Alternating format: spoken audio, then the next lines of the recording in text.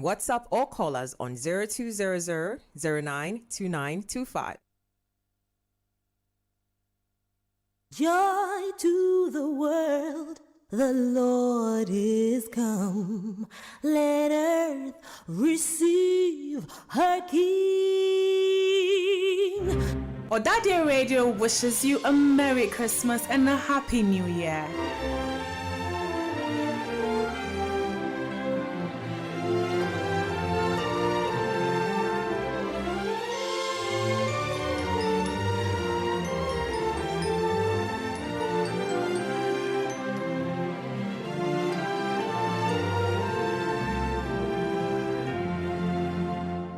Hey, this is Antoine Mentor from the ỌDADEƐ 2009 year group. You're locked into ỌDADEƐ Radio. Shine the light. Keep it locked. Hello everyone, this is Chris Fifi Johnson, Director of Communication ỌDADEƐ Global. Don't change that dial. ỌDADEƐ Radio, shine the light. Hello guys, this is Abdullahi Awudu, ỌDADEƐ 89, General Manager at the Multimedia Group. You're listening to ỌDADEƐ Radio, shine the light. Hello colleagues, this is Te Agbemo, 1981 year group. I invite you all to listen to ỌDADEƐ Radio. ỌDADEƐ Radio, shine the light. Hi, this is Caleb Oponyafe of the 2009 year group, 3J class to be precise. That was the best class back in the day. And I entreat all to listen to ỌDADEƐ Radio, shine the light. This is George Pabi listening to ỌDADEƐ Radio streaming live from Brampton, Ontario, Canada. Hello, my name is Richard Osei Ajiman, aka Malaika from the 2009 year group. I encourage each and every one of you to listen to ỌDADEƐ Radio. Shine the light. This is Edward Piazza, also known as Eddie P of Labone House, an executive member of the ỌDADEƐ 87-89 year group. There is an ỌDADEƐ radio station recently launched.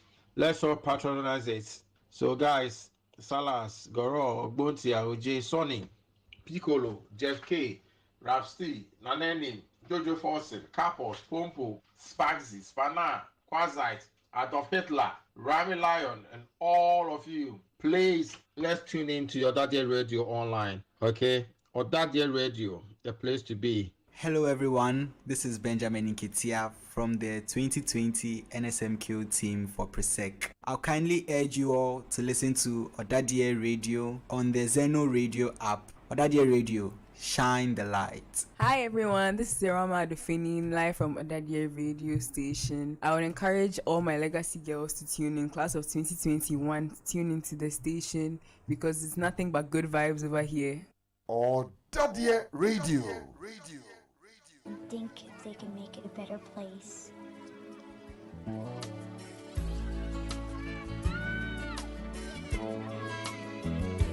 There's a place in your heart, and I know that it is love.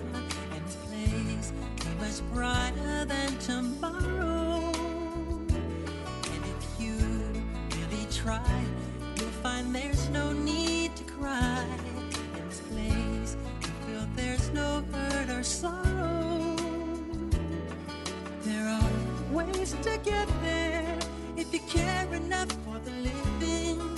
Make a little space, make a better place, heal the world, make it a better place for you and for me and the entire human race. There are people dying if you care enough for the living. Top of the afternoon to you all our fair listeners. You're welcome to yet another exciting, enlightening, illuminative and educative session of ỌDADEƐ Radio, live here in the studios of the Alumni and Mentorship Center. Here topical health issues that continue to plague our society. And this very beautiful afternoon, in the period of the Yuletide, 21st of September, 21st of December. I actually want the year to go back a bit because 2022 has been a hectic one, but God has been faithful. He's taken us all the way to this point. So today, the 21st day of December 2022, just about 4 days more to Christmas, right?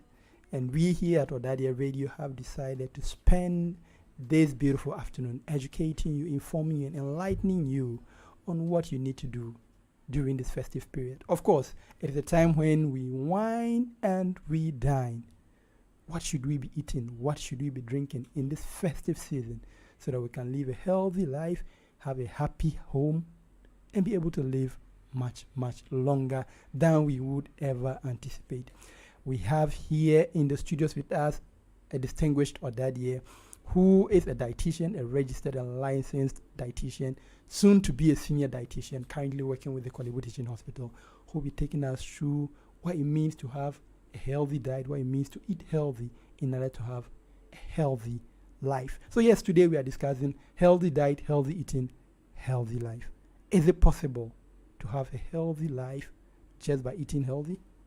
We have the right person in the studios to help us in answering all these questions. A good afternoon to you, ỌDADEɛ Stanley Selomoklu. Good afternoon, Dr. Oni. How are you doing? I'm great and wonderful. Thank you very much. It's been a while. Yeah, quite a while. It's been, almost 10 years now. Almost 10 years. Yeah. Yeah, 2012. No, it's more than 10 years. It's more than, Attention is around the corner. Attention is around the corner, Yeah. of course. That's going to be happening on the 24th of December 2022. Yes, ỌDADEɛ Stanley Oklu was my schoolmate. We're actually housemates as well. For just a year. Sorry? For just a year. Yeah. It was actually for a yeah. year, yeah. But I mean, Engman House and Opare. Charlie, just across, just the b-ball courts dividing us. Exactly. So yeah, we saw ourselves nearly every day. So yes, attention is coming on the 24th of December 2022, where we are commemorating 10 years after leaving the Oakland, after leaving Presec, when we would finally be baptized and be christened ỌDADEƐs officially, right? Yeah, so it's actually been 10 years, but we've seen ourselves at work in Korle Bu Teaching Hospital. That's and true. all. Yeah, how's work been? Well, work has been good. Been doing our best to save lives, help manage the various conditions people come in to the facility. Yeah. And it's been a joyous and at times heartbreaking experience. Well, we live, we laugh, we learn. We live, we laugh, we learn. And of course, you should understand, you'll be wondering why a dietitian is talking about losing patients. Dietitians are actually incorporated into the entire healthcare system. So I've worked with ỌDADEɛ Stanley Selomoklu at the intensive care unit, where he provides diet plans for patients that are critically ill. So yes, you should understand. Today he'll be enlightening us on the role of dietitians. I wouldn't want to jump the gun. I'll let him do that for us. 10 years after school, how has life been? Well, I'd like to say good afternoon to you once again and to the listeners of ỌDADEɛ Radio. It's an honor to be here. I never imagined myself to be here 10 years, at least, in my profession, to enlighten people or to shine the light on what I do currently. And as to answer your question, a dietitian. Who's a dietitian? So a dietitian is a health professional or an expert in food and nutrition who uses that expertise in identifying, treating and managing various nutrition-related conditions that might affect the human body. So we work in various industries. So we work in the healthcare industry. We can be found also in the food service industry. We can be found in the food manufacturing industry. Also, we can be found in academia and research. So as I sit here, situated in the healthcare industry. So like you said, so we see each other at work, Korle Bu Teaching Hospital. So I'm basically the dietitian assigned to the surgical department. Not only the ICU, I see to various ward cases on the various specialty wards that we have at the surgical department. So you can see ỌDADEɛ Stanley Selomoklu is very proud of his work. I mean, he went straight to the work to tell us what it entailed. I would actually want us to go back a little bit. I want to hear about your high school experience. Having been a Presec, what was it like? You were in Presec from 2008 to 2012. Man, it was quite an interesting experience. I would say that was the point where I made the transition from a boy to a man. And it really was a fun and educating experience. I made friends. I enjoyed life. Charlie, you know what I mean when I say I enjoyed life, Charlie. We broke bounds, at least we saw how things were, and it's threw a bit more light on what was going to be planned, or like what is going to be set ahead of us, because we came to see the name of Presec, and we came to understand what it means to be a Presecan, to be a studious Christian gentleman, and to work towards achieving your goals. And being a science student, to come on, you know the competition between all the science classes, Yeah. man. It was quite an intimidating and exciting process at the same time. And one thing is that the teachers, the house, Charlie, your mates, it was quite amazing, and it was a fun time. Yeah. It was a fun time. Yeah. Let me just say, it was a fun time. And it's one thing, if I could go back again, I would always choose Persec, no matter what. If Odadie Stanley Salomoklu could go back again, he would always choose Persec, because that was where he had fun, that was where he had training to be an excellent Christian gentleman. And today he's come back as an excellent Christian gentleman, taking his place in society, in the church, and the world for that matter, as a dietitian. Yep. Right. Apart from academia, the academics and all the other things that you did while in Persec, did you ever engage in any extracurricular activities? Yes, I was in the cadet corps. Oh, yeah, yeah. Why am I why am I surprised? I was in school with you. Yeah, I mean, this is for the listeners, of course. Yeah. So I was in the cadet corps. I was also the AGCM vice president for our campus. Yeah, and that's basically it. So those are the two things I was did as my extracurricular. I was. Well, man, I was in Persec, but being a prefect, man, the bar was too high. So I just had to stick with what I knew I would fit in. So it was great. Yeah, I can see you had a holistic education. Yeah, obviously. Moving from Owusu Pare House to Engman House. Yeah, that was. Would you want to tell us a bit more about that? Yeah. Did you enjoy your experience at Engman better than you did at Owusu Pare? Well, so I came into the boarding house. That was either second term or first year. I was a day student for about one term. Then second term, there was a slot in Osupari, House 8, which my parents took the bite on that hook that was presented to them. And I got into Osupari, and it was a nice time. Like, at least that's where I met you in the common room together. Yeah. And, well, I've initially made a lot of enemies. Yeah. I'm sure you know that. I mean, everyone made enemies. Oh, no, but mine was really pronounced because, Charlie, they said I was choking too much because Charlie, I was fresh. I didn't know Charlie. I didn't know the rundown. Nobody was willing to take. I had to learn the hard way. I had to learn from experience. I had to at least my friends, my housemates started ostracizing me because he said, he's a chuka, But later on, third term, at least after second term going to third term, at least things began to improve. And one thing is that the transition was very sharp. Just coming fresh, and it was quite a. Yeah, it was quite a huge transition for me. Because Charlie, enjoying the comfort of your home, Charlie, I now have to wake up at dawn, Charlie, scrubbing the door mess. Then doing, also moving on to taking care of other house chores, then also have to taking care of your academics. So the reason why I transferred from Osu Pare to Engman House was because of an incident third term or first year. Charlie, Last Supper. Last Supper. With the fun nights and everything. Oh God. Yeah. Is that a story you'd want to share? Yeah, it's a story that I was about to share. Okay. So, you know that I've even forgotten the name of the house captain then. In our house? Yeah, when we were first year. Okay, Akutu. No. Otrema. No, the assistant house captain, Tall. Otrema, Fair. Yeah, Tall, Fair. Henry Otrema. Yes. Yes. Yeah. You remember he gathered all first years. Charlie, Last Supper. He said that we should go and clean the house from the last. Me, I was hoping, funny enough, that Charlie, I'll get a domes. Because I'll become a master at cleaning the domes. I knew how to quickly do it so that I'll get ready and go. Yeah. And you knew we had acute water shortage back then. We had our 2 poly tanks at the back and had to even retrieve water. I had to climb it and draw water out of it. So I finished. I was shared between the domes. Doma 1 to 6 was given to me, and Doma 6. From Doma 7 to 12 was given to somebody else, Samura. Did that bring back memory, doesn't it? I'm telling you. Okay. Wow. He's now Reverend Samura. Reverend Samura. Yeah. So he came and he bribed me that I should do his Doma section part of for the job. him. Yeah. And Charlie, I wanted to do it quick and get and you're really good at it. I mean, you're pretty good at it. That's not a job anyone would want to be proud of. God. And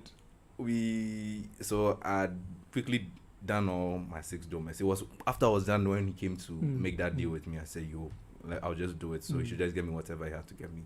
So when I climbed the polytank to draw water, unfortunately for me, I didn't take care. Water had spilled on the top of it. So in my haste to get down, I slipped and I fell and I dislocated my right shoulder. And you know the painful thing.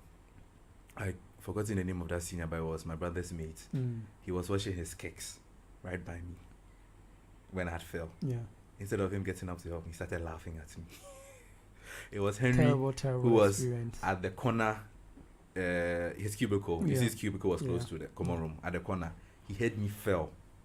He quickly rushed to my aid, and it was something I'll never forget. So wherever he is, God bless him for helping me. So for helping me, and we're there now. Then Mr. Asamoah Hula. I don't know. He went to inform Mr. Asamoah, and then they drove me to 37 Military Hospital, and that's where I got my care.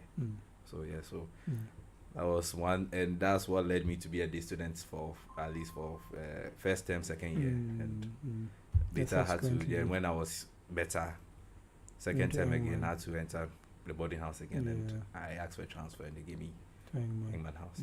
That's how I mean, that's a terrible experience, but of course, it made you the man that you are. And on that note, I mean, when we were in school between 2008 getting to 2010, we actually did have acute water shortage. We used to go to a borehole around Medina. It wasn't too good. It was not. That borehole is still in Presec. It's still in Presec. But I mean, there were Kwashe boys, what we call Kwashe boys. And also apart from borehole, the fishing ponds. Exactly. You had to draw water from the fishing ponds. Exactly. It wasn't too good at times. Or go to the school gates. Exactly. Yeah. So I want to say a very big thank you to the old boys who've made water shortage a thing of the past. God bless you so much. I mean, the students of today don't have to go through what we went through because of your proactivity. God bless you wherever you are. I've forgotten the year group. Now the year group, but I remember we were in school when that was rectified.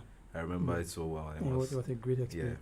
This actually seems like a year with the 2012 year group. It isn't. Okay, this is ỌDADEɛ Health Matters. We are just tuning in.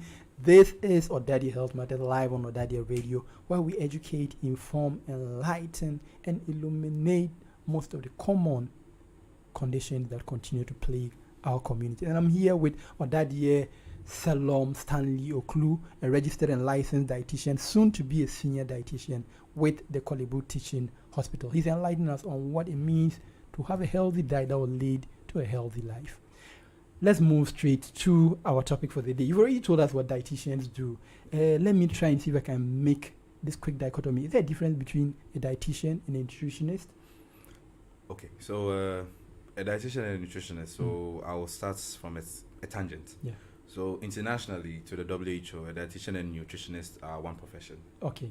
And internationally, various countries are transitioning to that, whereby the dietitian and nutritionist are one. So they now have the title of RDN, that's registered dietetic nutritionist. Okay. Yeah, so that division is being taken away.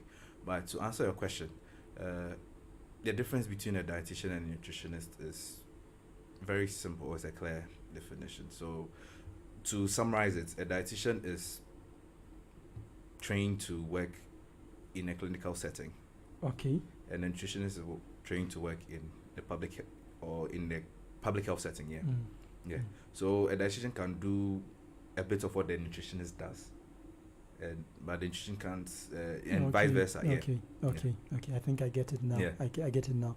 So the nutritionist tends to work on research and things of the sort, while you work in the clinical even though we can work in research as well. That makes a lot of sense. Okay, can you run us through a typical day in your life? I mean, when you get to Kolebu, what are some of the things that you do? Okay, so I do my best to get to work early because I live quite far from Kolebu, so to avoid the traffic and all that. So get to work, I sign in, and wait for the day to start, which starts at 8 o'clock a.m. And since I'm assigned to the surgical ward, I don't go there immediately. I wait at our outpatients department to try and assist with outpatient cases that come, and I go to the ward around 9:30, and I start my rounds. So if I have to do a review, I'll review the cases that I had seen a day or two before. So I'd see them, follow up on how my intervention is doing for them, whether it's working, or not, and if I need to make any modifications, and to ensure that at least I coordinate or discuss with the multidisciplinary team that's available. So talk to the nurses, talk to the doctors, talk to the physiotherapists, and at least to coordinate our care to ensure that the patient gets the best possible care, and to make sure that their length of stay in hospital is reduced as much as possible.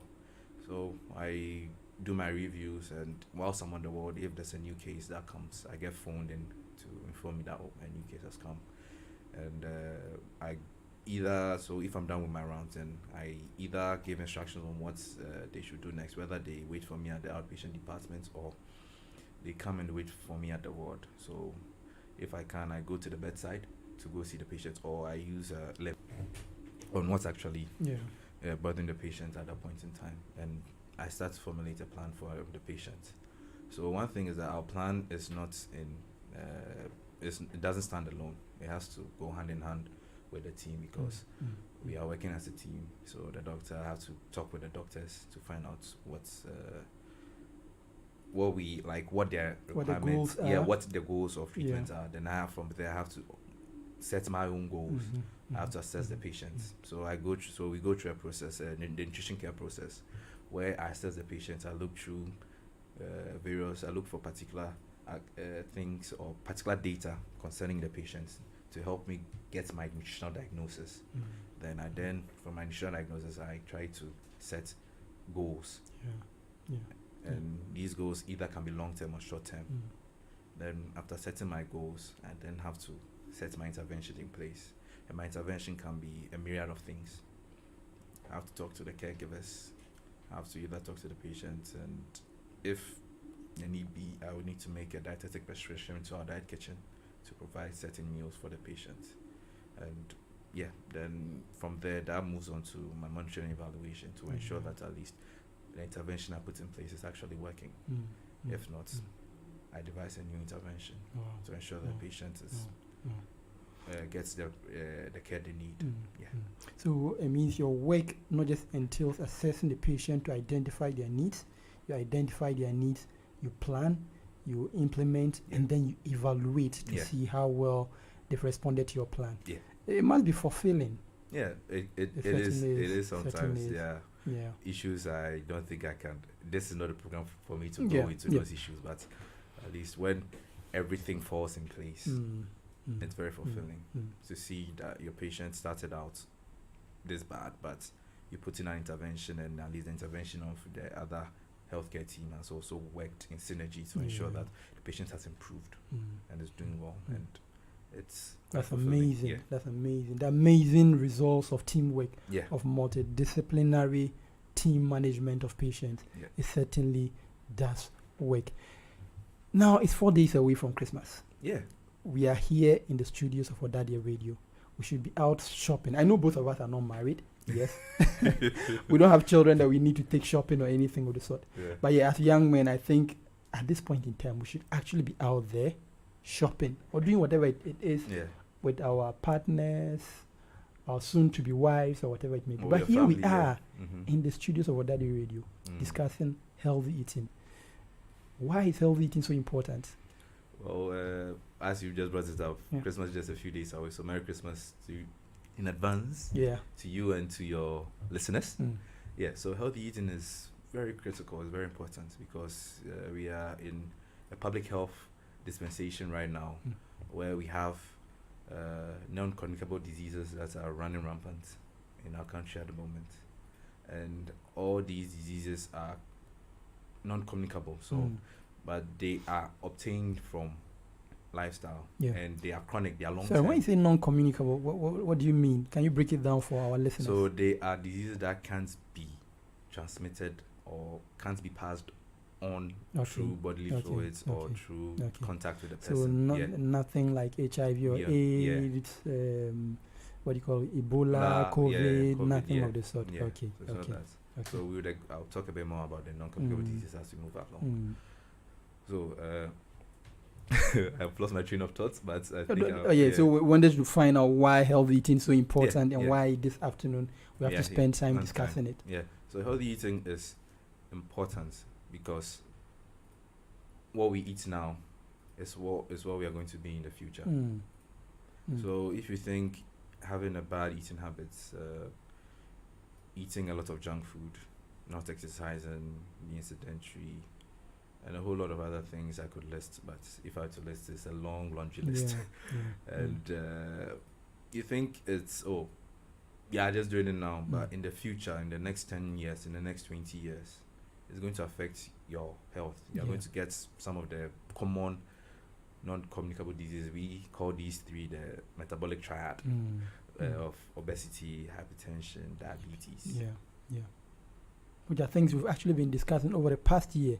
Just about a week ago, we hosted ОДАДЕЭ Dr. Ernest York, who is an endocrinologist and a diabetologist at Kolebu Teaching Hospital. He came to enlighten us on diabetes. He spoke about the fact that our diets can actually go a long way to either increase or decrease our risk of developing diabetes. And I mean, you have just hammered on it again. So basically, we are what we eat. The statement that what we are what we eat is actually true. It's actually true. So true. Wow. So if you're just tuning in, this is ОДАДЕЭ Health Matters live here on ОДАДЕЭ Radio. We are discussing healthy eating and healthy diet as a way to improve our lives and to have a healthy, long life. And with me here in the studios is ОДАДЕЭ Salom Stanley Oklu of the class of 2012, a dietitian, registered licensed dietitian with the Kolebu Teaching Hospital, and a soon-to-be senior dietitian. That's very important, and I think we would have to organize a portrait for you. Oh, come on. When it happens, we are going to organize a portrait for you. Right. You need to remember that ОДАДЕЭ Health Matters is a very interactive show. We would want to hear your views, your comments, your suggestions. So interact with us via our various social media handles. You can connect with us on Facebook at ОДАДЕЭ Radio or at ОДАDEЭ Radio Ghana. On Instagram, we are at ОДАДЕЭ Radio. On Twitter, we are at ОДАДЕЭ Radio. And you can also send your questions, your comments, your suggestions to our WhatsApp number 02000 92925. I'll take the number again, 02000 92925. And if you're outside Ghana, like I usually say, don't forget to add the country code for someone probably in Barcelona. So a big shout out to you, Prince James, currently in the USA. I'm sure you are listening to us now. Add the country code when you are sending your questions. +233 2000 92925. This is ОДАДЕЭ Health Matters live on ОДАДЕЭ Radio. So ОДАDEЭ Stanley Salom Oklu, SSO, right? SSKO. SSKO. What does the K stand for? Kobla. Okay. So you've just been telling us why it's important to eat healthy. We may have heard about balanced diet and all that. But I want to hear it from the expert himself. Sure. What does healthy eating entail, or what constitutes healthy eating? When we say someone is eating healthy, what are the components? So healthy eating is it's about having all the necessary micronutrients, all the necessary nutrients. Let me start from there. All the necessary nutrients in the right balance, and ensuring that it's going to protect you and improve your overall health. Okay. So if you have to talk about the components, you have to start from the food groups. So I'm sure that's basic. I'll just say it's integrated science. I think you can go over them again. Many of us have forgotten. Carbohydrates, proteins, fats and oils. So dairy products. We move on. Fruits and vegetables too. So all these things need to be taken in the right balance. To ensure that it's going to protect your body and ensure that you have a healthy life. So if we have to talk about the quantities, we have to first start from all the food groups. Let's say for carbohydrates, we have to take into consideration the type of carbohydrates that you're taking. So currently on our markets, we have two types. We have refined carbohydrates, you have unrefined carbohydrates. Both of them serve their purpose. But one is more of a culprit when it comes to various NCDs. Non-communicable diseases. They're non-communicable diseases. So it's mostly the refined carbohydrates. And when you say a carbohydrate is refined, it's when during the process of food processing, the fiber component is taken out to get straight to the complex carbohydrates, or just get straight to the carbohydrate that's found in it. And one thing is that people think that, oh, it's not needed, the fiber is not needed, it's needed to feed our livestock and whatnot. No, but it's also needed by the human body, because fiber plays a critical role in ensuring that, especially in glucose metabolism, it plays also a role in cholesterol, in ensuring that your cholesterol levels are in check. Okay. Because fiber acts, so in the art of digestion, in the physiology of digestion, which we both know, and I don't think I will bore our listeners to the whole process. But when digestion starts, and it starts from the mouth going all the way down to the stomach. So as it gets to the various locations where for carbohydrate needs to start digesting, the enzymes need to get to the substrate, that's the food, to break it down to glucose. So fiber acts as a barrier or as a bottleneck to prevent the rate at which the enzymes digest break the food down into glucose. So if there's no bottleneck or stopgap or something to act as a barrier, the enzymes have their free will and they just digest willy-nilly, and they raise your blood sugar, and that is going to then in turn affect the insulin response from the pancreas. So your pancreas is going to overwork to produce enough insulin to ensure that it's going to ensure that the food is going to get absorbed into your body, to provide you the energy. Away from the blood into the cells, to be used, to be utilized by the body cells. So these are the refined carbohydrates. So can you give us examples of these refined carbohydrates? So refined carbohydrates on our markets is perfume rice. Okay. Yeah. Oh, so the perfumed rice we hail so much on our markets. Yeah. It's actually refined carbohydrates. Yes, refined carbohydrates. And they can actually increase our risk of developing non-communicable diseases. Yeah. Wow. Yeah. It can, but it's all in the context. Let me put it that way. So we'll talk about it as we go along. So it's a food that has been, research has shown that puts us, or continuous consumption, continuous and moderated consumption of refined carbohydrates can lead to type 2 diabetes later on in life, because of its effect on how your body's response to digestion and how your body's responding to insulin production, because it now goes back to the pancreas. So the pancreas is the site of insulin production, and one thing is that we have only one pancreas. We don't have any replacement for it. So even as a human being, if you work continuously for a long time without rest, you get tired, you get worn out, you break down, and eventually you become less efficient. The same thing goes for the pancreas. If it's overworked continuously in your youthful days. So so we are talking about the carbohydrates now. These are refined. So we are talking about polished rice, also called perfumed rice. I suppose sugar is also one of them. Yes. Right. But one thing is that it's all in context. It's all in context. Okay. We'll try as much as possible to situate these. Because I don't want to try to single out foods and all that. And I mean, the whole point is to eat these things in moderation, like you've already said. Yeah, like I mentioned. There should be a balance. Moderation and in context. There should be a balance here. Exactly. So the balance is key. Balance is the key word here. To ensure that the food we eat is going to provide what our body needs. To ensure that it protects us and help make sure that our health is at the optimal level. Yeah. Because each and everybody requires, based on various factors or various variables, requires a certain amount of energy throughout the day.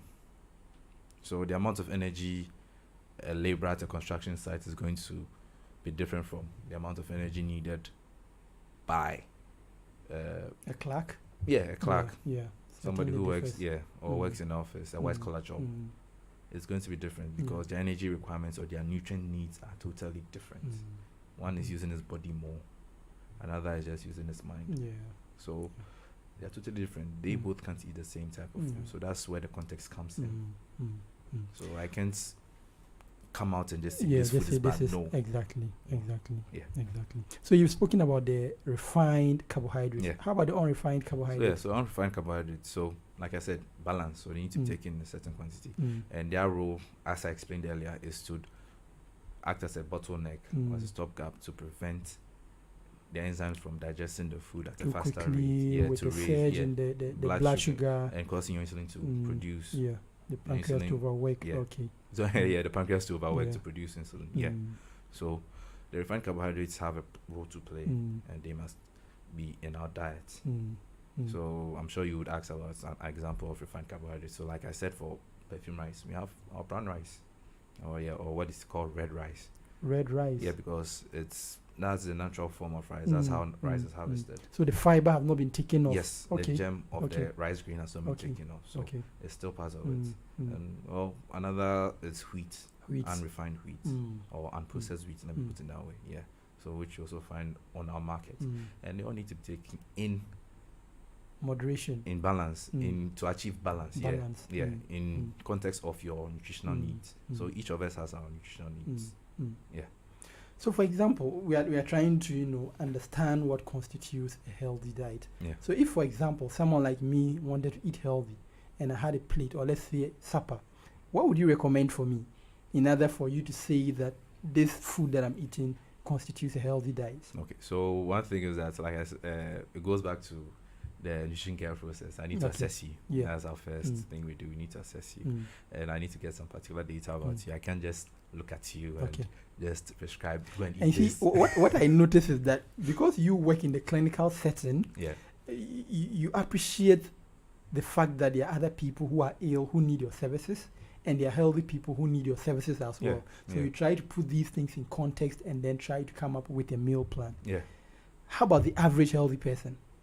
Would you be able? Yes. Would you be able to make a generalization? Sure. To be able to give us. So there's research that has been done. Well, unfortunately, outside of our borders. But as time goes on, I'm sure there are various academicians and those in research who would come out with our own standards. But one standard that we go by is the My Plate. Okay.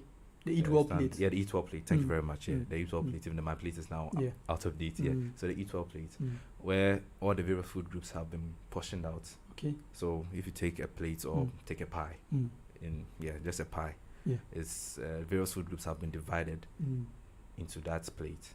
So carbohydrates take up 1/3, and more of those carbohydrates should be the unrefined carbohydrates. Okay. Followed, the other third is taken over by our vegetables and fruits. Okay. Where it's very they play a critical role in ensuring our body's healthy, because they provide various antioxidants, they provide various micronutrients that play a role in bodily function. And because there are some nutrients that are needed for coenzymes and enzymes and a whole lot. Then the remaining third is split between proteins and even the type of proteins that you take, and then our dairy products and our fats and oils. So the oils take a very small amount, because if the reason why it's taking small amounts is that if you look at the energy value we get from a gram of each of these food groups, so carbohydrates, proteins, fats and oil, fats is 2 times the energy value of proteins and carbohydrates. So carbohydrates and proteins have the same energy value. So 1 gram of carbohydrates is 4 kilocalories. So kilocalories is the value we put to the energy you get from the food substance. Yes. Approximate energy. Yeah. Okay. Protein is also. And fat tends to produce more. Provide us with more. Yeah. So like I said, double. So it gives us 9. So 1 gram of fat gives us 9 kilocalories. So that's a lot. That's So if you tend to take that large quantities, it has a detrimental effect, because that's a lot of energy. Exactly, that's way too much that you don't even need. Yeah, you might not need it, but like I said, it needs to be put in context. Yeah, individual needs. For the laborer, he might need it. Yeah, he might need it for energy. Yeah, he might need it for. But one thing is that for the types of energy, so when it's broken down, glucose is instant, quick energy. Fats play a role in ensuring that fat-soluble vitamins are absorbed, and they are a source of energy. So since they are dense, they are not supposed to be taken in large quantities. Okay, so this is ỌDADEƐ Health Matters live here on ỌDADEƐ Radio. We have been discussing healthy eating, healthy life. How can you eat healthy in order to have a healthy life? This is the Yuletide edition of ỌDADEƐ Health Matters live here on ỌDADEƐ Radio. And I'm here with ỌDADEƐ Salom Stanley Oklu. You said the K stands for cobbler, right? Yes, it is. What does cobbler mean? Kobla is the Ewe Debon name for Tuesday. For Tuesday, Yeah. Okay. I just needed to get that out of my mind. I keep going back and forth, right? Yeah. Yes. And so, yes, we are discussing healthy eating as a means to having a healthy, long life. This is ỌDADEɛ Health Matters. Like I said before, you are listening to us via our Zeno FM radio app. You can also listen to us on the ỌDADEɛ radio app, where you can get it from the Google Play Store or the App Store. We are live on Facebook as well. You can stream at ỌDADEɛ Radio at ỌDADEɛ Radio Ghana. And on YouTube, we at ỌDADEɛ Radio. And you can stream live now and listen to us shine more light on many of the topical health conditions that continue to plague and to worry our communities. That is what we do here at ỌDADEɛ Health Matters. We want to go on a quick commercial break to acknowledge our sponsors. When we return, we'll delve in deeper. We've already gotten to know why it's important to eat healthy. We've gotten to know what healthy eating actually entails. When we come back, we'll find out ways to make healthy eating even more enjoyable. Don't go ỌDADEɛ anywhere. Radio. We would be right back. Like us on Facebook at ỌDADEɛ Radio. Follow us on Instagram and Twitter at ỌDADEɛ Radio. You can WhatsApp or call us on 0200 092925. You called, we answered. You requested, and we are ready to serve you with something classy and exciting. Presec Old Boys Association presents the ỌDADEɛ Global President's Ball 2022, the maiden edition of the biggest alumni end-of-year Christmas event, happening on Tuesday, the 20th of December 2022, at the Grand Arena of the Accra International Conference Center, 7 p.m. sharp. Tickets going for a cool 350 Ghana cedis for singles and 600 Ghana cedis for couples. Come experience live band performances from the evergreen Dada KD and the king of dancehall Samini.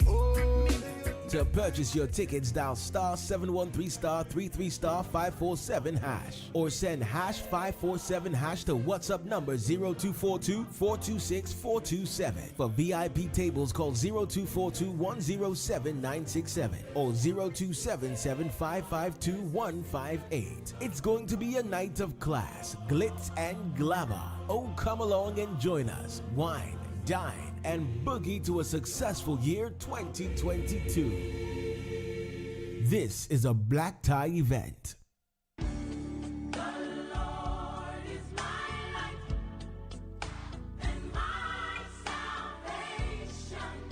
What does the Bible say? And what sort of light does it throw on any life-related issue? John chapter 1 verse 5 states, "And the light shineth in darkness, and darkness comprehended it not." Light for Life is a Christian panel discussion program on all life-related issues and how the Bible helps us in its day-to-day application. Beloved, my name is Reverend Gordon Kwashi, and I invite you to join me and my guests on the Light for Life program on ỌDADEɛ Radio Online this and every Sunday from 6:30 p.m. to 8 p.m. I trust that as we engage in this Light for Life program, we'll all be able to say to our God, "In thy light we shall see light." God richly bless you as you tune in.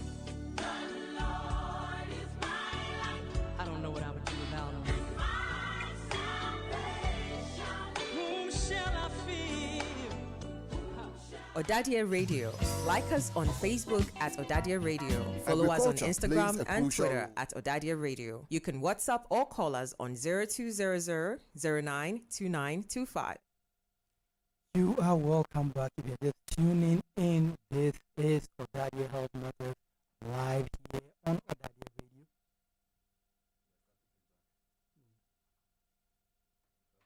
You've paused it.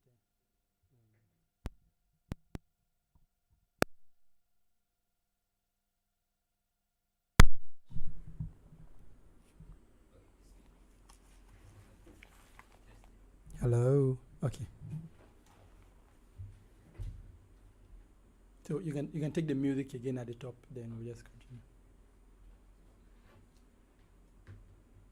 ỌDADEɛ Radio. Like us on Facebook at ỌDADEɛ Radio. Follow us on Instagram and Twitter at ỌDADEɛ Radio. You can WhatsApp or call us on 0200 092925. You are welcome back. If you're just tuning in, this is ỌDADEɛ Health Matters live here on ỌDADEɛ Radio, and we are in here with the we are here in the studios. Sorry, with Odadeɛ Stanley Salom Kobla Oklu, a registered and licensed dietitian with the Kolebu Teaching Hospital. And my name is Dr. Anafo Awuni Godwin, if you don't already know me, and I am your host for today's show. We have been discussing healthy eating leading to a healthy life, not just a healthy life, but a healthy, long life. And he's been educating us, telling us why it's important to eat healthy and what healthy eating entails. He's gone ahead to tell us about Eat Well Plate, where we divide our plate into three, what we call thirds.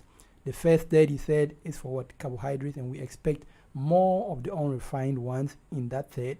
Then the second third is for fruits and vegetables. By fruits and vegetables, we're talking about the kontomire, the ayoyo, the watermelon, the mango, all that you can think about.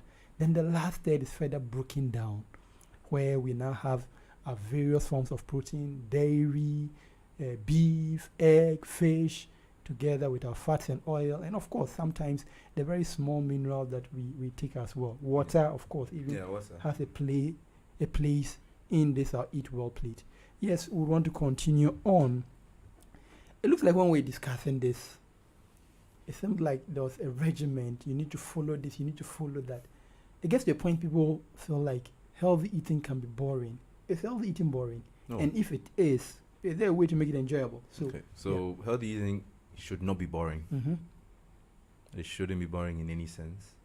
It's these only if you're doing something that's boring, then it's not going to benefit you, because in the end you're going to stop it. Yeah, you're going to stop it. Or you don't understand why you're doing it. Mm-hmm. So healthy eating, or what we try to do as dietitians and nutritionists, is not to impose, because there are some various plans outside, or diet regimes that are outside, that claim to be healthy, and a lot of people can't stick to it because there are some reasons why they can't, and I'll explain more on that. So healthy eating should not be boring. Okay. It should be based on what you like. And it all goes down to the initial definition of healthy eating, as I said. It's ensuring that you get all the nutrients needed to keep your body alive and keep your body healthy in the right balance. So what we do now, it goes back to the nutrition care process, where I talk about where we have to assess. So there's one component of nutrition care of assessment, or nutrition assessment. That's what we call the dietary history or dietary recall, where we try to take dietary data concerning someone's eating habits and what they eat and all that. Then from there, that's going to give us an idea or an overlook on what the person eats, or it will let us know that, you're taking a bit too much of this particular food group, can it be brought down? Or you're eating a particular food group in the wrong way, should be done in this way. So it all goes down to context, and it's individualized. So we are like the tailors of food. When we come, because there's this misconception whereby people think dietitians are the food police. We come and we tell you that don't eat this, don't eat that. No. That's at least I'm going to use this platform to debunk or demystify that perception. But we are sort of tailors. You come to us, we size you up, and we tell you that this is what you need to do to ensure that you live a healthy life and your food has the right balance. Because in the end, it's going to benefit you, it's going to benefit the country as a whole. Because if you later on become sick, it's going to put a strain on the country's resources, because it's going to lost work hours, come money to spent on forest exchange to buy medications that are not produced, and a whole lot. So healthy eating is never meant to be boring. It's meant to be exciting. So it can actually be exciting. It can actually be exciting. It can be exciting. But come to think of it, if we are talking about an Eat Well plate, that looks like a very colorful plate, if you ask me. Yeah, it is. So where you have your plate, you're about to eat, and you decide that I'm not just going to eat this monotonous fufu alone, but I'm going to have some fruits and vegetables by the side. I'm going to have some watermelon by the side. So that's some red and greens there. Oh, yeah. Then we have some light soup, which is sort of like orange. So a very colorful meal, if you ask me. Yeah. So it shouldn't be boring. It shouldn't be boring. It shouldn't be boring. Yeah, so to take your example of the fufu. So you have your fufu in the right portion size, which is based on your nutritional needs. So the fufu, what goes into it also matters. So whether it's mankini fufu or plantain fufu or yam fufu, there needs to be a balance of, because in fufu we have the two starches, right? We have the plantain, let's for example plantain fufu, cassava with cassava. So the plantain should be a bit more, because the reason is being that it has a bit more fiber than the cassava. Should be a bit more than the cassava. The cassava, okay. Okay. So that boils down. So it should be. Samati. Osi ya mama body no.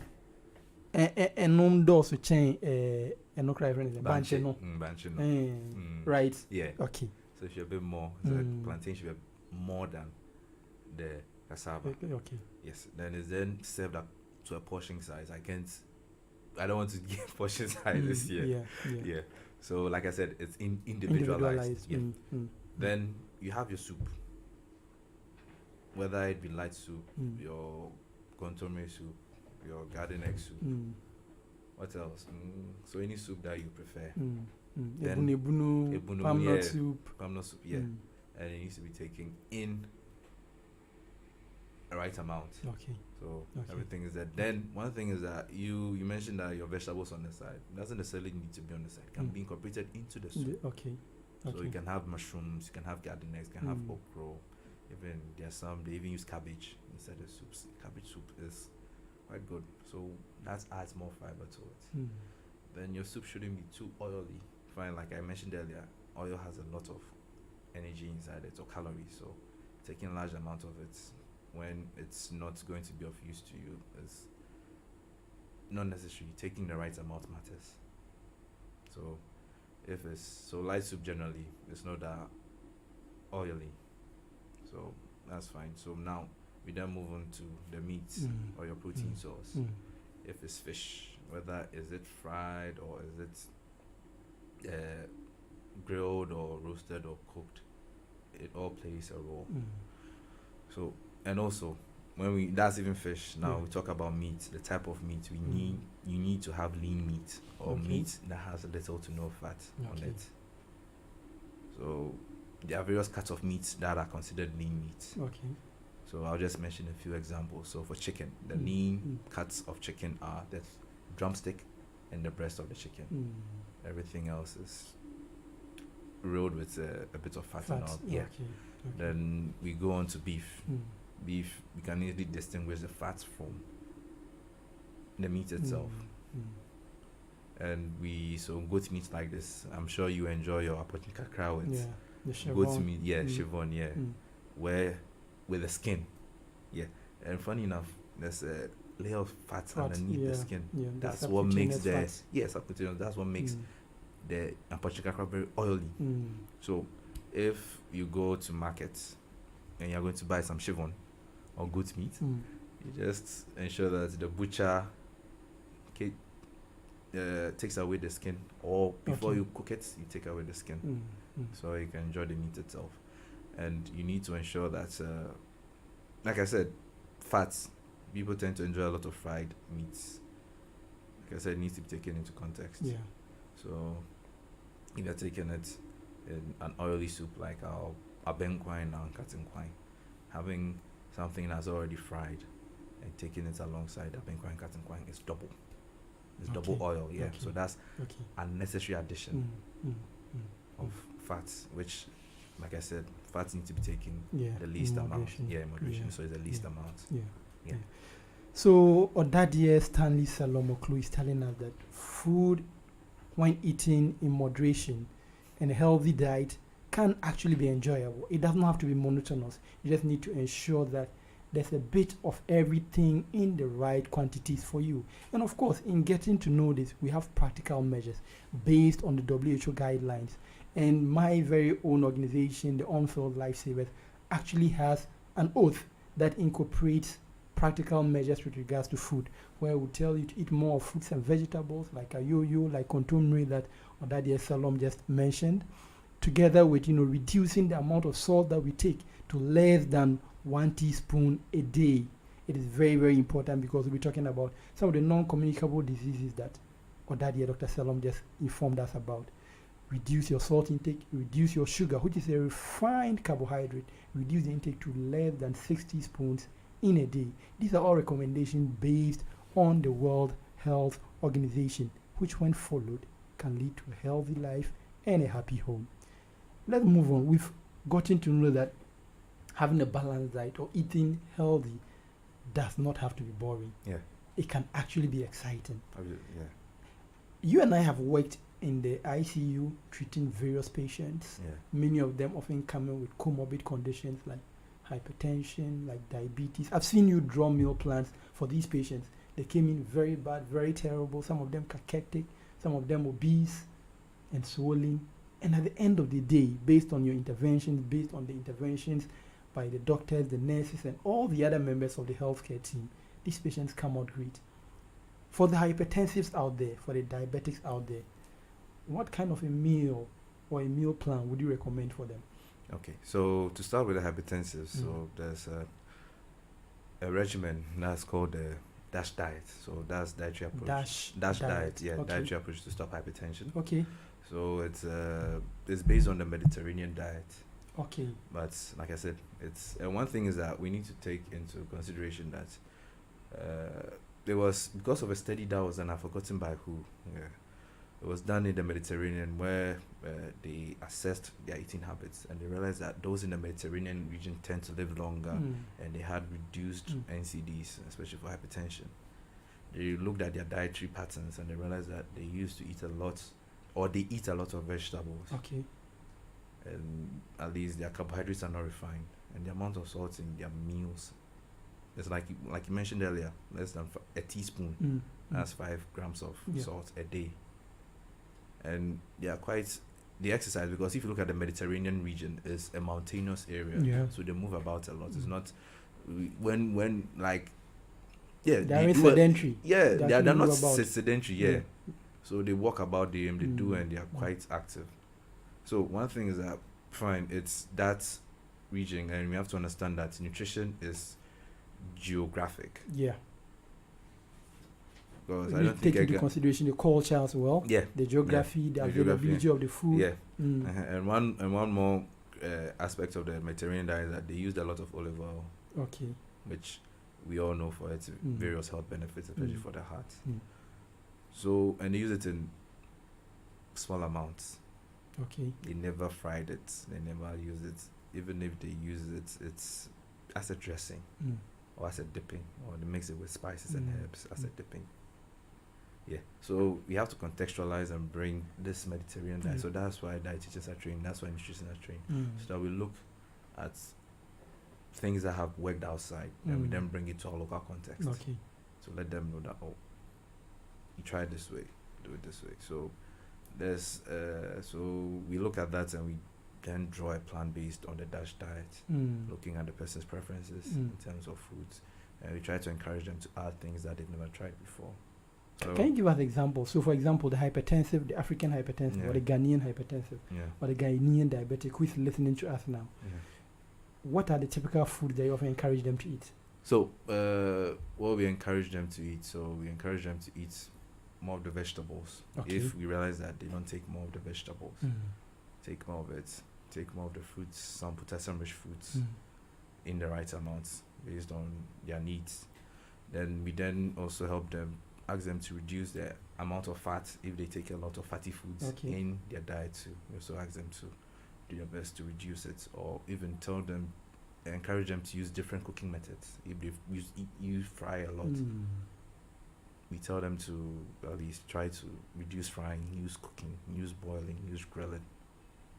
So these are ways to at least reduce or prevent the addition of extra fat in your meals. Also, we tell them to take more of the refined carbohydrates. Sorry, unrefined carbohydrates. Yeah. Excuse me, unrefined carbohydrates. Yes.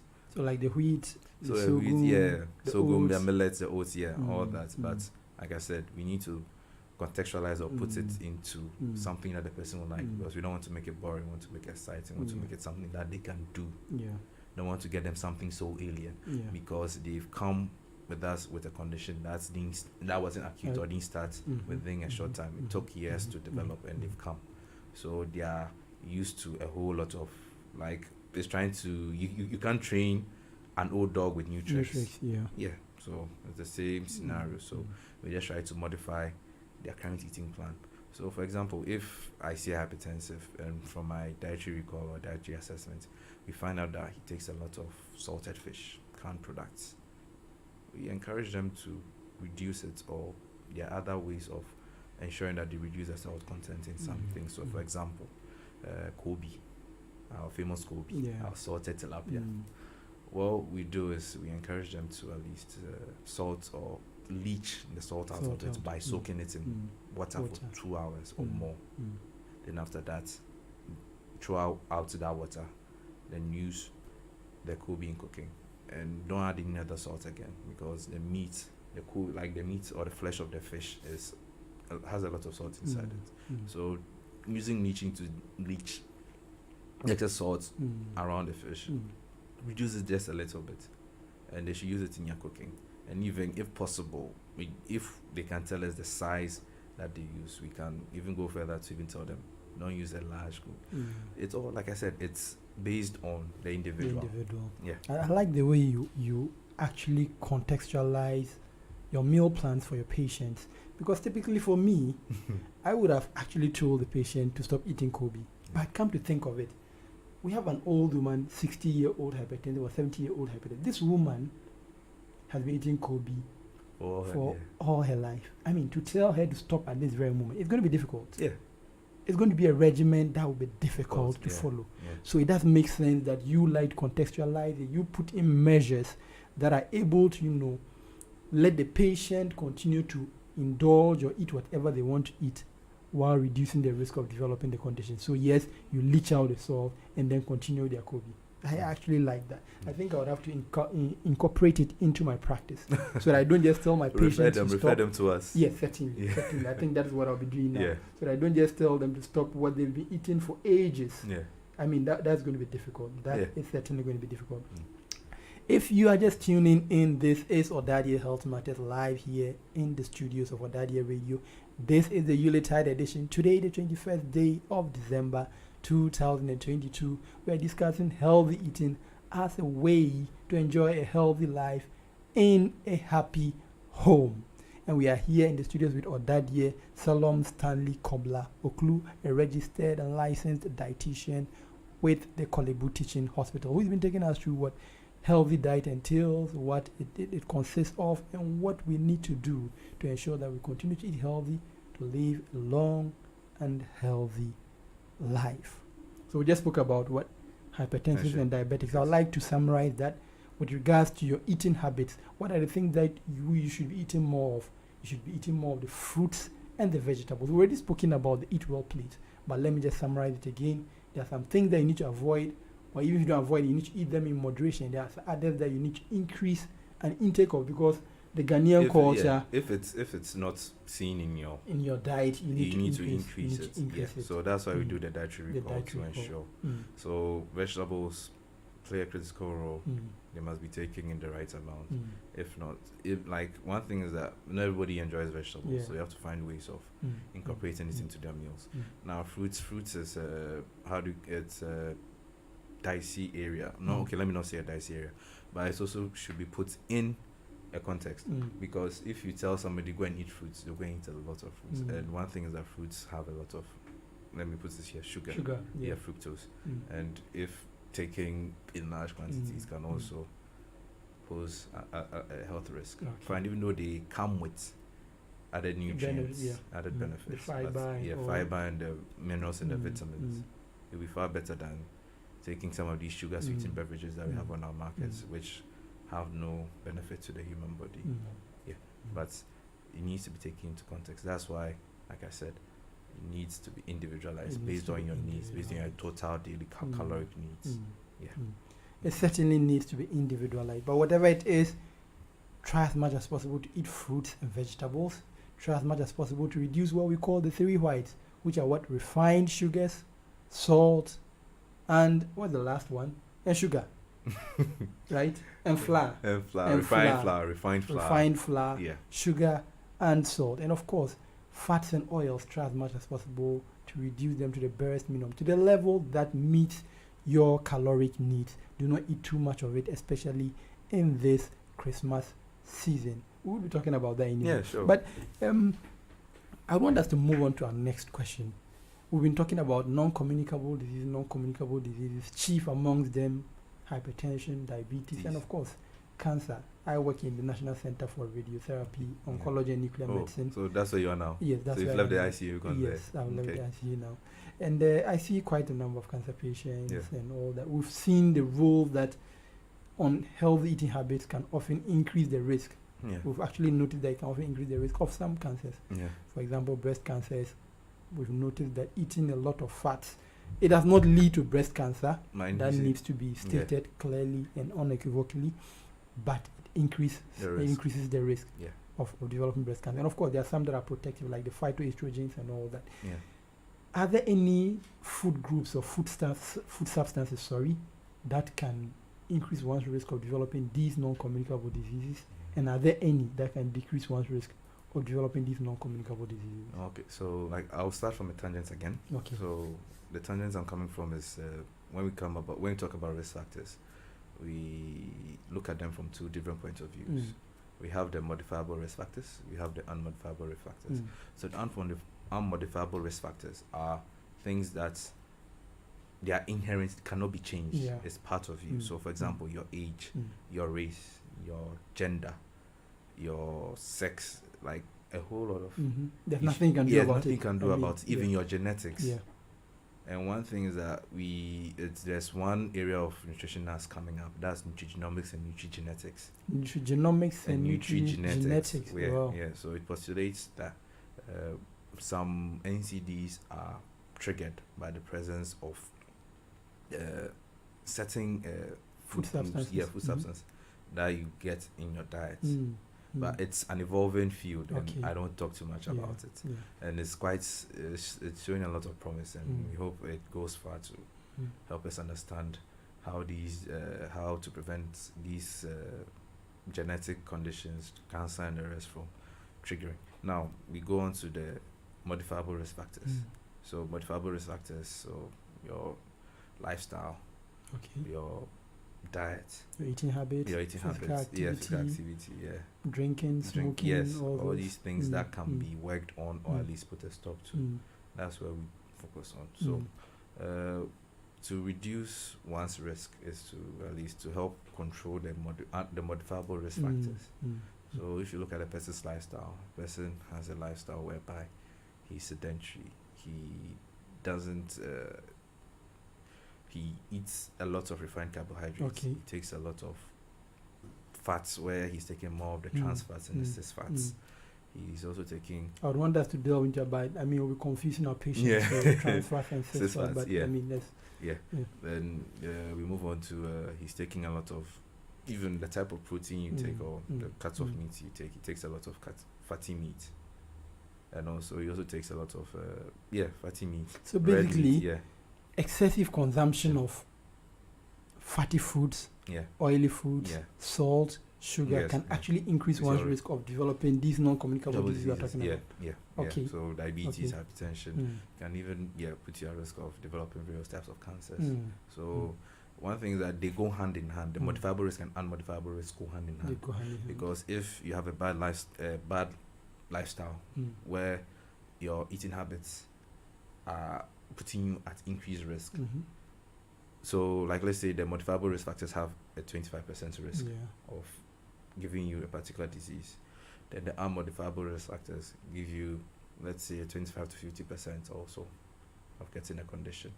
You're rather helping the modifiable risk factors sort of trigger or pile up on the unmodifiable risk factors. And increase your risk. And eventually you would get it. So care needs to be taken, or people need to put a more conscious effort. And here we are in our day and age. Technology has made a lot of things easy for us. We are very sedentary. Now there are apps where you can just go on your phone, you order. Anything that you want. Anything you want, even shopping, going grocery shopping and all that. People go online, order and bring it. That's tradition of going to the markets, moving up and down, buying, the hustle and bustle. We are trying to avoid that. Well, that's understandable, but at least it makes you active, but now because of that, sedentary lifestyle has increased your risk also. So you just need to ensure that at least. But at least you can be more active in other yeah, ways, yeah. not going to the Not other than going to the necessarily market, going- yeah, market here. certainly, So, certainly. but at least you need to ensure that at least Yeah. you take care of your diet to ensure that at least you So cover. So basically- you cover your bases. Yeah. So our fatty foods, our oily foods, our Yeah. very salty foods, our sugary foods Yeah. would increase our risk. Yeah. And then there are also other food groups that we've heard that can provide some Yeah, protection. protective, yeah. Because they provide what we call antioxidants. Oxidants, yeah, yeah. So things like fish, Yeah, right? so the fresh fruits and deep sea vegetables, fish. deep sea fish. So okay. salmon, tuna, cod, Mm. yeah, mackerel, at least fresh. Okay. Not processed in any Not way. processed, If okay. anything, maybe smoked, Mm. grilled. Yeah, those ones are fine. They provide antioxidants that can help. Yeah, omega-3 fatty acids. Mm, Yeah, and also the proteins, essential amino acids also. Then we move on to the fruits and vegetables. Fruits and vegetables. Yeah, so they are the ones that have the various antioxidants, so the flavonoids, the carotenoids, and all that. That play a critical role in reducing the risk of oxidative stress that would tend to trigger cancers. So Yeah. oxidative stress basically would increase our risk of developing cancers. Of course, they actually play a role to sometimes an inflammatory role in the development of cancers, hypertension, diabetes, yeah, and all atherosclerosis, these yeah, ones. all Yes. that, yeah. So one thing, yeah, so the omega-3 fatty acids, omega-6, they play a role in ensuring that our cholesterol level is within low. the appreciable limits. Yeah, so that's appreciable range. Yeah, so ensuring that at least we have the right amount of LDLs and HDLs, the good and bad cholesterol, because the body uses both of them. Both of them. Yeah, so. So at the end of the day, it's all about balance. Yeah. It's all about balance. Yeah. It's been an enlightening evening here in the studios of ỌDADEƐ Radio. We start in the afternoon, it's already evening. We've been in the studios with ỌDADEƐ Salom Stanley Kobla Oklu, who is a registered dietitian with the Kolebu Teaching Hospital, soon to be a senior dietitian, who's been educating us on healthy diet, healthy eating as a means to enjoying a healthy life. We've had a great time with you. Yeah. But before we go, we have some questions from our listeners that would want us to quickly answer before we move on. Okay. Right. Yes, so we have a question coming from one of our regular listeners. It says that a great job being done by ỌDADEƐ Stanley Oklu. We are really grateful that you spent this afternoon educating and enlightening us. What I would want to find out is that we are in this period of Christmas. Yeah. Can we loosen our grip a bit on the strict healthy eating habits that we've been preaching all year round, just for this festive period? So maybe just for 1 week or 2 weeks, can we loosen the grip a bit? Well, for that, it's a very complex answer. Okay. And I wouldn't want to commit myself if I should, for lack of any better word, I wouldn't want to commit myself. But one thing is that you can have an enjoyable Christmas with a healthy eating lifestyle. There's no need to overindulge. Like I said, everything needs to be in balance. And this is a season whereby a lot of people tend to indulge in a lot of alcohol and recreational drinking. And well, like I said, what you eat is what you're going to become. So if you think that you're going to drink on alcohol or binge on this and all that, it's not going to help you. It's not going to help you in your body. Like I said, like how I explained earlier about how refined carbohydrates spike your blood sugar. When it spikes that, it leads to oxidative stress. And like I said, metabolic triad, obesity, hypertension, diabetes, they go hand in hand. So if you get diabetes, it increases your risk of getting these two other conditions. Or even if you are obese, diabetes plays a critical role because fats. So one thing is that you don't need to loosen up because you're trying to ensure that you remain healthy throughout your entire life. And it's a habit that you have developed over it's a habit. It's a lifestyle. You don't want to you break need it to, now. So if you say you are going to binge or do something for 1 week, 2 weeks, it's not going to help. Fine, you do fine from time to time though, but one thing is that it needs to be put into context, you need to put into your daily caloric needs. Because I'm not different from any other human being here on the planet. I do enjoy my junk food from time to time, but one thing is that when I do that, I know that fine, I've taken it. I have to incorporate Putting- it. Yeah. yeah, yeah. I have to ensure that it's within what I need, meaning that later on I don't need to take something particular. Yeah, so that's why we are here. So that's why dietitians are there to at least help you understand what you need to do in relation to your life, to your diet and to your lifestyle. Yeah. So we work hand in hand with various health professionals. We work hand in hand with the doctors. We work hand in hand with physiotherapists, occupational therapists, and physical therapists, and a whole lot. So, so my final words: don't loosen up, because your future is at risk.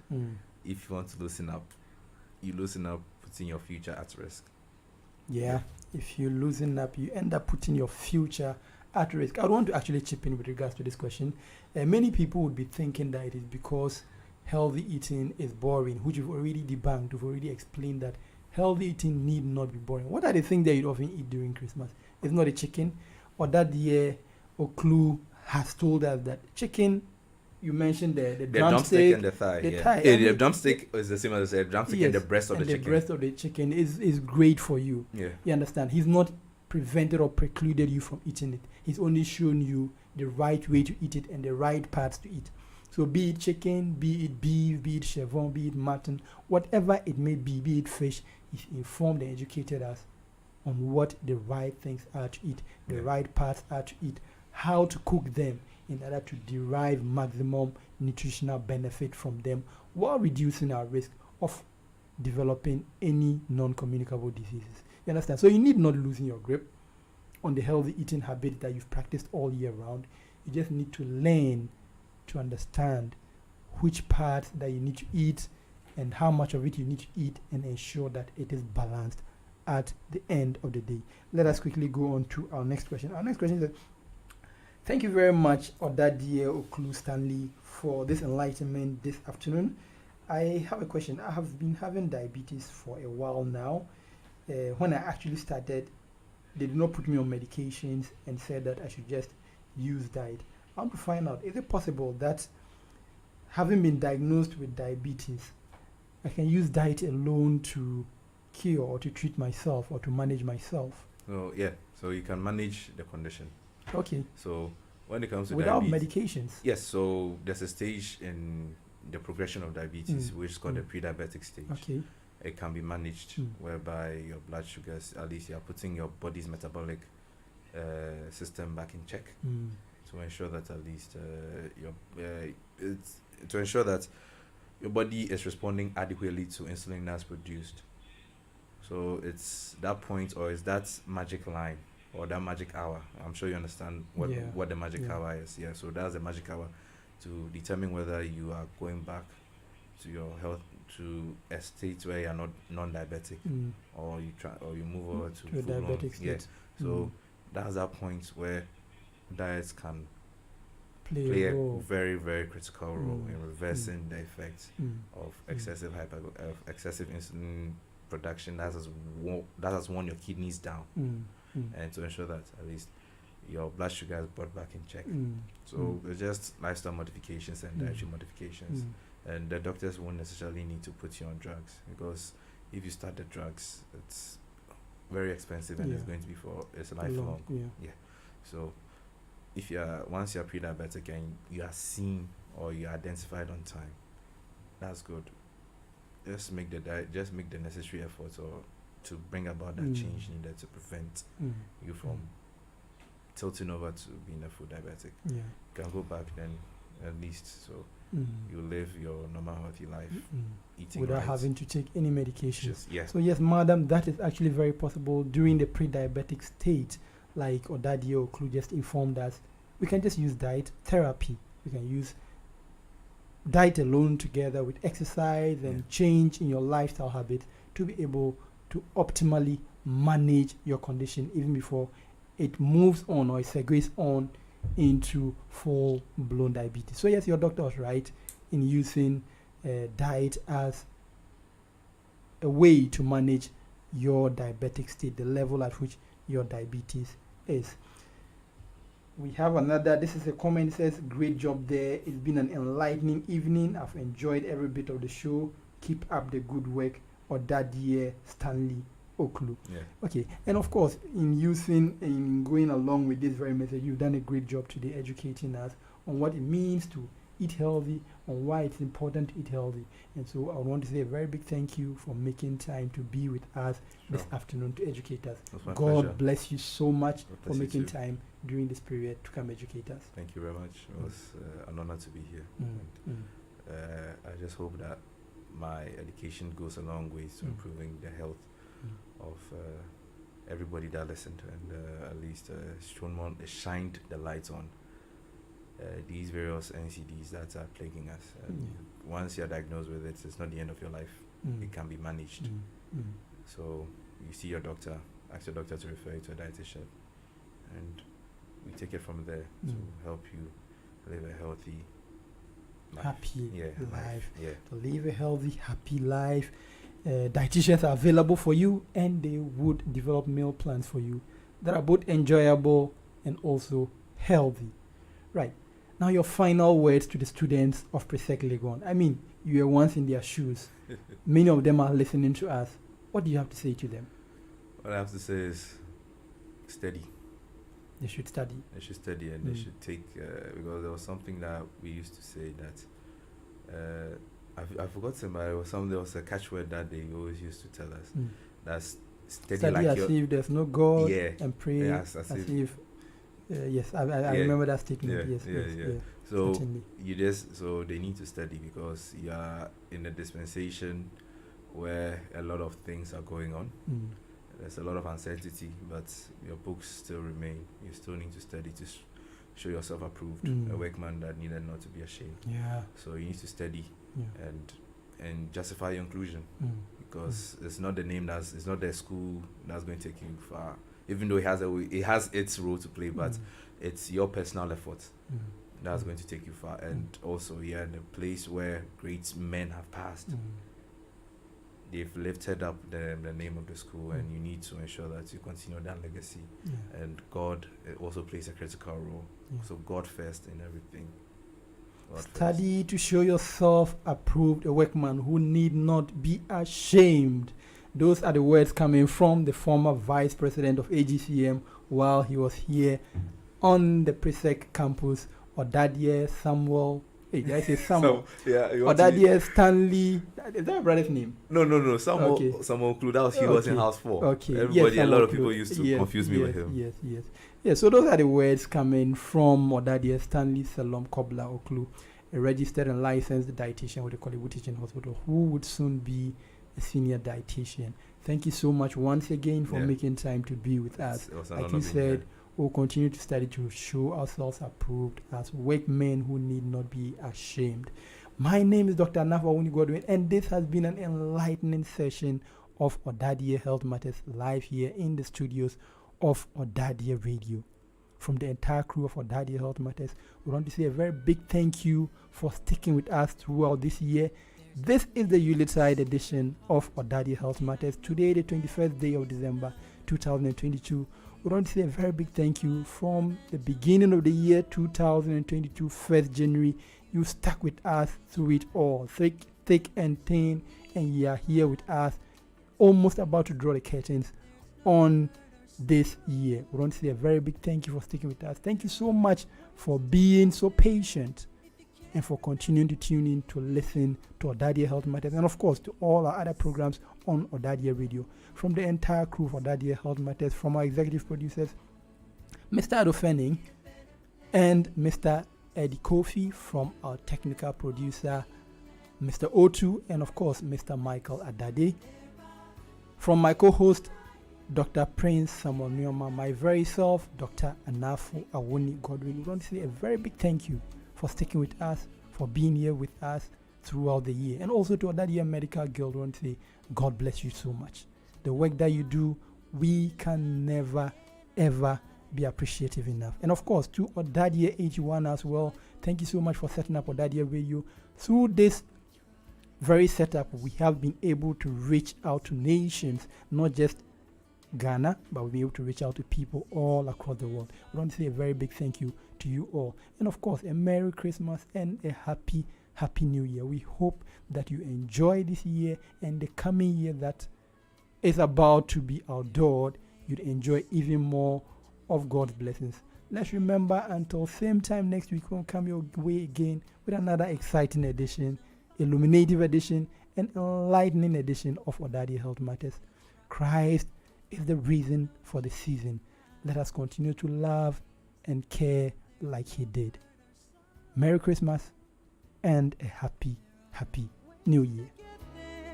If you care enough for the living, make a little space, make a better place, heal the world, make it a better place. ỌDADEƐ Radio. Like us on Facebook at ỌDADEƐ Radio. Follow us on Instagram and Twitter at ỌDADEƐ Radio. You can WhatsApp or call us on 0200 092925.